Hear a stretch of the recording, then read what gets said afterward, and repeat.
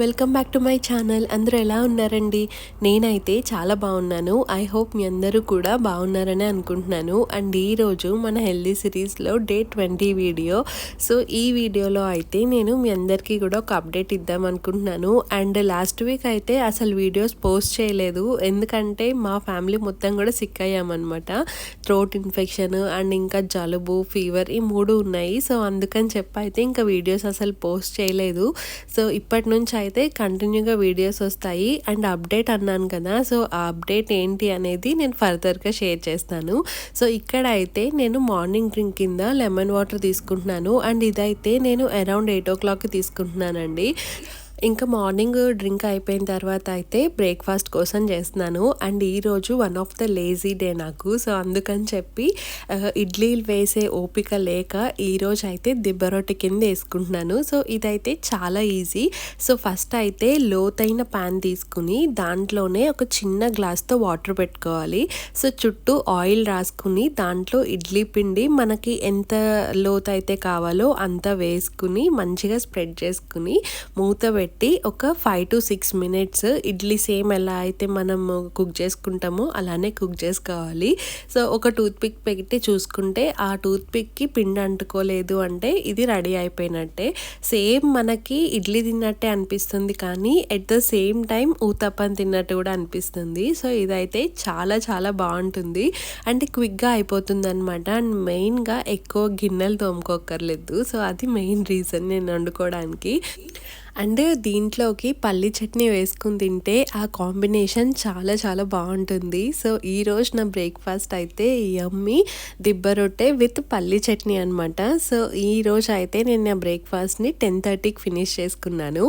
So దాని తర్వాత అయితే లంచ్. సో ఈరోజు లంచ్లోకి నేను దొండకాయ మసాలా కర్రీ చేసుకుంటున్నాను. దీనికోసం అయితే ఒక పేస్ట్ ప్రిపేర్ చేసుకోవాలి ఫస్ట్. సో దాంట్లోకి కొంచెం జీలకర్ర, జీడిపప్పు, గసగసాలు, 2 లవంగాలు, 2 యాలకులు, కొద్దిగా చెక్క వేసి మొత్తం పేస్ట్ లాగా చేసి పక్కన పెట్టుకోవాలి.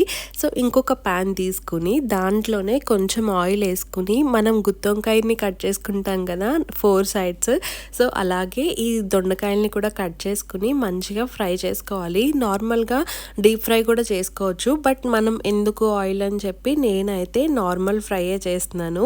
మీకు డీప్ ఫ్రై చేస్తే ఇంకా టేస్ట్ ఎన్హాన్స్ అవుతుంది అనమాట. సో ఇక్కడ అయితే ఒక 4 to 5 minutes అయితే నేను ఫ్రై చేసుకున్నాను, పైన లేయర్ అంతా చేంజ్ అయిపోయే వరకు. సో ఇక్కడ చూస్తున్నారు కదా, లేయర్ అంతా కూడా చేంజ్ అయింది.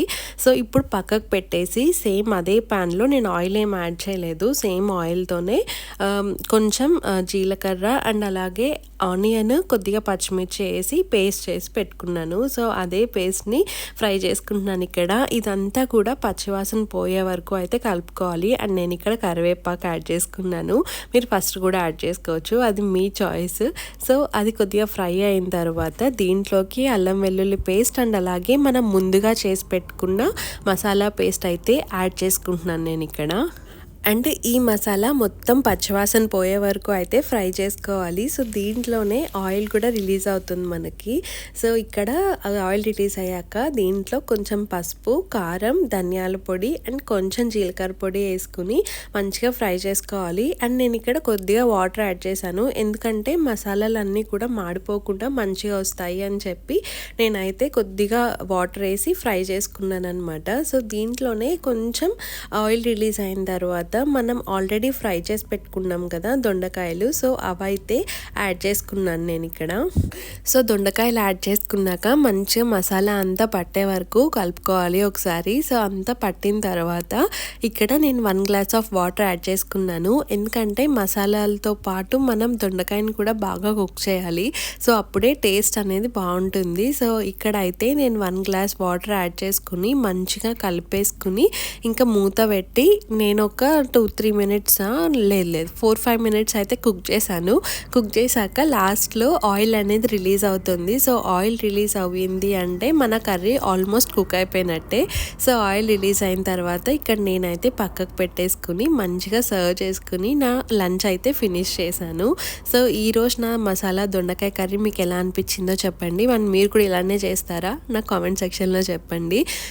అండ్ నేనైతే లంచ్‌ని మంచిగా ఎంజాయ్ చేసేసి ఈవినింగ్ ఒకసారి అయితే వాక్‌కి వెళ్ళొచ్చాను. అండ్ ఇక్కడైతే ఒక ఇంపార్టెంట్ అప్డేట్ ఉంది అని చెప్పాను కదా! సో, అదొచ్చేసి నెక్స్ట్ వీడియోస్ నుంచి నేనైతే నార్మల్ వ్లాగ్స్ చేద్దాం అనుకుంటున్నానండి.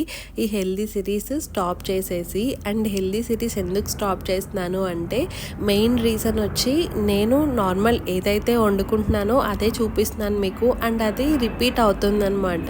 సో, మీలో చూసే వాళ్ళకి మీకు బోర్ కొడుతుంది, అండ్ కంటిన్యూ రిపీట్ చేయడానికి నాకు కూడా ఇబ్బందిగా ఉంది. అండ్ అదొక రీజన్ అయితే చాలామందికి ఈ సిరీస్ అంత ఇంట్రెస్టింగ్గా కూడా లేదు. సో, నేను లాస్ట్ వీడియోలో అడిగినప్పుడు నార్మల్ వ్లాగ్స్ కూడా పెట్టండి అని అన్నారు. సో, నార్మల్ వ్లాగ్స్తో పాటు కంటిన్యూ చేద్దామని అయితే అనుకుంటున్నాను నేనైతే. సో, మీరేమంటారు అనేది నాకు కింద కామెంట్ సెక్షన్లో చెప్పండి. సో, నెక్స్ట్ నుంచి అయితే మోస్ట్లీ నార్మల్ వ్లాగ్స్ పెట్టడానికి ట్రై చేస్తాను. అండ్ ఇక్కడ అయితే ఇంకా డిన్నర్ కింద నేను హాఫ్ బాయిల్డ్ ఎగ్స్ తింటున్నాను అనమాట. రెండు వేసుకున్నా అంతే, ఎందుకంటే నాకు అంత ఆకలి అనిపించలేదు. సో, అందుకని చెప్పి ఇంకా హాఫ్ బాయిల్డ్ ఎగ్స్తో నా డిన్నర్ అయితే ఫినిష్ చేసేసాను. సో, ఈరోజు రెసిపీస్ మీకు ఎలా అనిపించాయి, అండ్ నేను నెక్స్ట్ నుంచి ఎలాంటి వీడియోస్ మీరు ఎక్స్పెక్ట్ చేస్తున్నారు నా నుంచి అనేది నాకు కింద కామెంట్ సెక్షన్లో చెప్పండి. సో, నేను ఖచ్చితంగా మీ ఇన్పుట్స్ తీసుకుంటాను, అండ్ అవి ఇంప్రూవ్ చేసుకోవడానికి ట్రై చేస్తాను. సో, ఇప్పుడైతే ఇంకా ఈ వీడియోతో బాయ్, మరి నెక్స్ట్ వీడియోలో మళ్ళీ కలుద్దాం. సో, అంతవరకు అయితే బాయ్ బాయ్.